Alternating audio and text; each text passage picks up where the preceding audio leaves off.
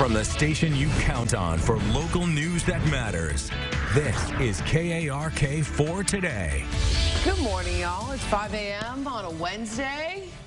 We've made it halfway through the work week, but we are prepping for, kind of a scary end of the week. Yeah, we got some weather. Yeah. On the way. We got some weather. We're going to prepare you for it. So School's already going virtual. Oh, yeah?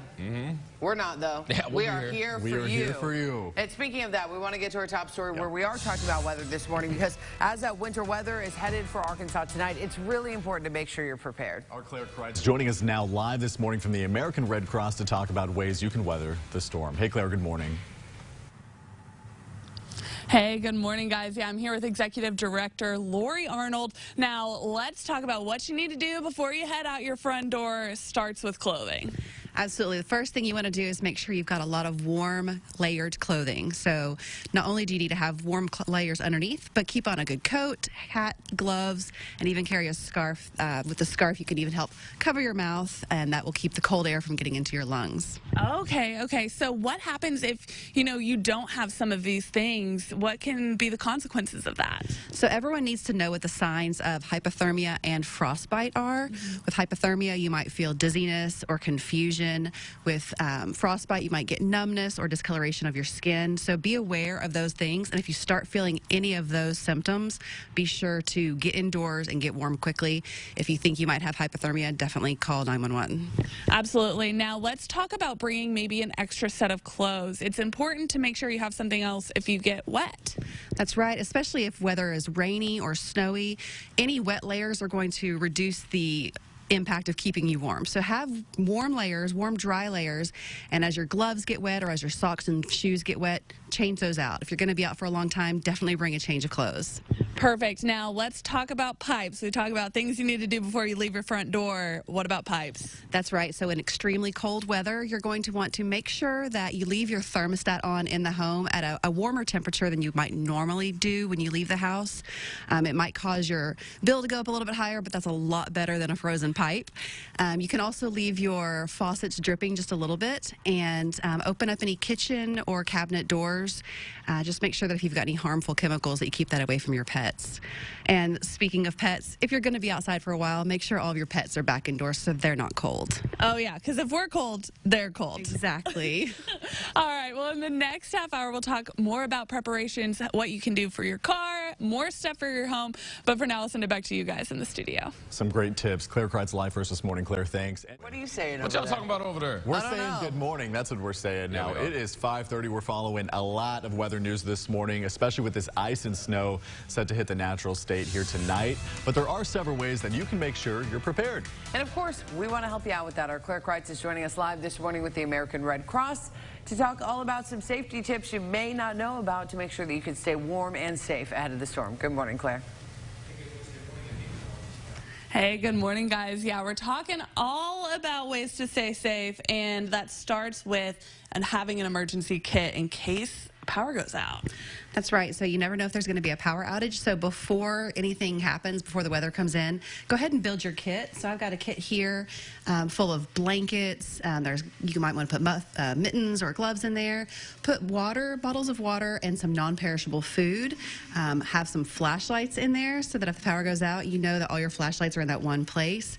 Put in extra batteries. And then a couple of other things you might want to put in your kit would be a first aid kit and any necessary medications anybody in your family takes. Keep those things all in that one place. So if the power goes out, you have everything ready to go. Perfect. Now let's talk about chargers. Should people have, extra chargers or, those portable ones for their phones in case the power goes out? Yeah, so keep your phones charged throughout the day today for when the power possibly could go out later on when the cold air comes in. But keep everything charged ahead of time so that they're already pre-charged. But then, yes, keep all of your chargers, some extra battery packs, things like that in your bag in case you need to recharge throughout the power outage. Perfect. Now, let's talk about the fridge. There's food in the fridge, in the freezer. How long can that last if the power goes out? So if the power goes out, just keep your fridge closed. Eat anything fresh or non-perishable first, or fresh first before you go into your fridge, because your food can last for about 4 hours without the fridge opening before you need to start looking at throwing some of it out. Okay, perfect. Now, there is still some time before this winter weather hits tonight. So, what do people need to get if they haven't gone to the store yet? Just get your normal things that you're going to need. Make sure you've got plenty of food that's non-perishable, plenty of water, and if you need to get any extra blankets or other items, batteries for your flashlight, for instance, get all those things pulled together right away. How important is it to make sure you are prepared just in case something were to happen? I mean, we never think something's going to happen to us, right? So always be prepared just in case it does happen to you. We just tend to think that we're the ones who aren't going to be affected, and you just never know. So just be prepared, get everything together. Hopefully you won't need it, but if you do, you will be so glad that you pulled everything together ahead of time. Awesome. Well, thank you so much. In the next half hour, we'll talk a little bit more about ways you can stay safe. But for now, I'll send it back to you guys in the studio. Good morning. It is exactly 6 a.m. If you were just waking up, maybe we're your alarm clock. Maybe. You never know. Hey, What? DJ. TJ's just chilling over there. What are you in his doing own over there? world on the I feel like island. you're up to something over there. I'm always up to something. I know. You know what I mean? Locked in. You know, I we already got one voted more on my hour. song. We still got a lot to do this week, but I know. unfortunately, we got more things. We got something to worry about. Something not worry about, something to prepare for. To prepare for. You always want to be prepared. Our meteorologists have been telling you about this winter weather, and we want to make sure, like TJ said, that you are prepared as that weather is headed for Arkansas tonight. Our Claire Kreitz is live for us this morning with the American Red Cross to talk about ways you can weather the storm. Hey, Claire, good morning. Hey, good morning, guys. Yeah, I'm back with Lori, and we're talking about space heaters. Let's talk about some tips to stay safe when you're using a space heater. Yeah, so just keep in mind that space heaters need space. So keep your space heaters away from anything flammable. That could be curtains, drapes, etc. Keep them away from pets and children as well. It's a good idea to keep all space heaters or any source of heat or all things 3 feet away from that source of heat. So 3 feet from the heat. Keep, fires, space heaters, all that kind of stuff away from anything flammable. It's also a really good idea to put your space heater on a hard, non-flammable surface, not something like your carpet or your rug. Okay, makes sense. Now, let's talk about where to plug in your space heater, because that's something we talked about earlier off camera that I didn't really know about. That's right. So it's your space heater should only be plugged into the wall outlet, not into an extension cord. And it should be the only thing that's plugged into that wall outlet because of the wattage that it uses. It could start a home fire if it overheats. And let's talk about fireplaces. Starting a fire in your fireplace, what are some tips for that? So we all love to have a nice fire in our fireplace, and that's great, but make sure that you don't leave your fire unattended. So put up a glass or a metal screen in front of it to keep embers and things from flying out, and put it out before you go to bed or before you leave the house.